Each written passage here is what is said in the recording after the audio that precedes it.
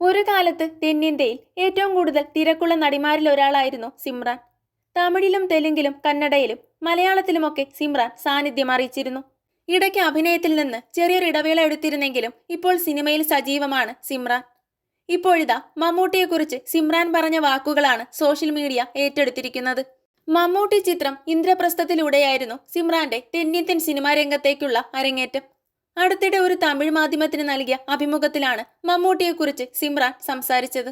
ഇന്ദ്രപ്രസ്ഥം എന്ന ഒറ്റ ചിത്രമേ മമ്മൂട്ടി സാറിനൊപ്പം ചെയ്തിട്ടുള്ളൂ. തമിഴ്നാട്ടിൽ ഡൽഹി ദർബാർ എന്ന പേരിലാണ് ആ പടം റിലീസ് ചെയ്തത്. വിദ്യാസാഗർ ആയിരുന്നു സംഗീത സംവിധായകൻ. ഞാൻ പക്ഷേ മമ്മൂട്ടി സാറിന്റെ നായികയല്ലായിരുന്നു. വിദ്യാസാഗർ ഈണമിട്ട 2 ഗാനങ്ങളുണ്ട് ആ ചിത്രത്തിൽ. അതിമനോഹരമെന്നല്ലാതെ വിശേഷിപ്പിക്കാനാവില്ല. ദക്ഷിണേന്ത്യയിലെ എന്റെ ആദ്യ ചിത്രവും അതായിരുന്നു. ഇന്ദ്രപ്രസ്ഥത്തിന് ശേഷമാണ് നേർക്ക് നേർ ചെയ്തത്. മമ്മൂട്ടി സാറിന്റെ ബസൂക്ക കണ്ടിരുന്നു. അദ്ദേഹം ഒരു ഐക്കണിക് ഫിഗറാണ്. ഇപ്പോഴും അങ്ങനെ തന്നെയാണ്. തീരെ മാറിയിട്ടില്ല. നമുക്കെല്ലാവർക്കും ഒരു മാതൃകയാണ് മമ്മൂട്ടി സാർ. രജനി സാറും അങ്ങനെ തന്നെ.